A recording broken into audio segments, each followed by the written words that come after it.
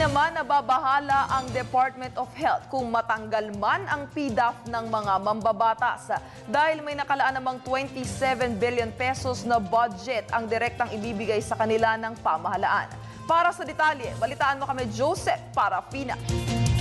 Hindi makakaapekto sa kagawaran ng kalusugan ang pagkakatanggal ng PDAF o pork barrel sa mga mambabatas lalo na sa susunod na taon.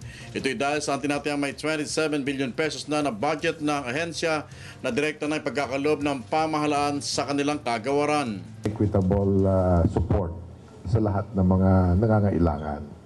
Kasi nga doon sa nakaraang sistema na merong pera yung ating mga legislators na allocate in a particular hospital, ang natutulungan lamang ay yung kanilang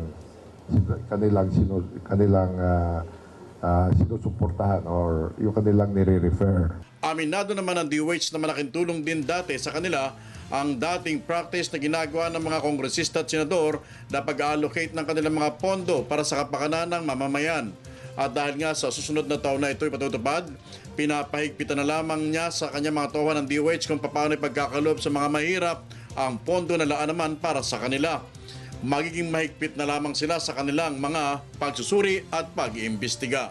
Ang mangyayari noon, yung doktor, meaning it will be the director of the hospital that will decide based on need. Para sa Telebisyon ng Bayan, Joseph Parafina.